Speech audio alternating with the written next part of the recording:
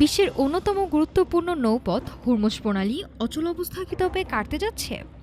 পাকিস্তানের মধ্যস্থতায় ওয়াশিংটনের টেবিলে নতুন এক প্রস্তাব পাঠিয়েছে তেহরান। যুদ্ধ থামানো আর জাহাজ চলাচল স্বাভাবিক করার এই বার্তার আড়ালে রয়েছে বড় ধরনের কৌশলগত পরিবর্তনের আভাস। তবে তেহরানের এই নরম সুরের বিপরীতে কঠোর অবস্থান জানিয়েছে বিপ্লবী গার্ড বাহিনী বা আইআরজিসি। বিশ্বের জ্বালানি সরবরাহের প্রধান ধমনী হুরমুজ প্রণালী, যার সামান্য অস্থিরতায় কেঁপে ওঠে গ্লোবাল মার্কেট। দীর্ঘদিনের উত্তেজনার পর এই নৌপথটি নিয়ে এবার সমঝোতার নতুন একটি ফর্মুলা হাজির করেছে ইরান।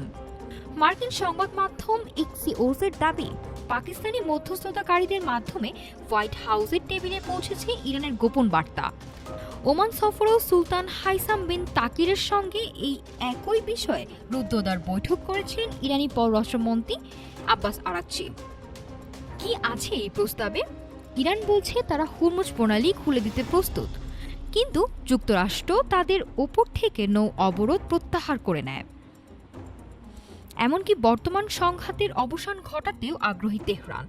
তবে কৌশলগত কারণে আপাতত আড়ালে রাখা হয়েছে পারমাণবিক আলোচনাকে। বর্তমানে রাশিয়ায় অবস্থান করা আরাকচি যখন আঞ্চলিক সহযোগিতার কথা বলছেন, তখন ঠিক উল্টো সুর শোনা যাচ্ছে বিপ্লবী গার্ড বাহিনী বা আইআরজিসির কণ্ঠে। হুরমুজের নিয়ন্ত্রণ ছেড়ে দেওয়ার কোনো পরিকল্পনা তাদের নেই। ওয়াশিংটন এখনও এই প্রস্তাবের আনুষ্ঠানিক উত্তর দেয়নি, তবে এই চিঠি চালাচলই প্রমাণ করে পর্দার আড়ালে এক বড় ধরনের কূটনৈতিক দফারফা চলছে। প্রশ্ন হলো, বিশ্ব অর্থনীতির এই চেকপয়েন্ট কি সত্যি যুদ্ধমুক্ত হতে পারবে? মস্কো থেকে ইসলামাবাদ ইরানের এই কূটনৈতিক দৌড়ঝাঁপ শেষ পর্যন্ত শান্তির বার্তা আনে কিনা তা সময় বলে দিবে।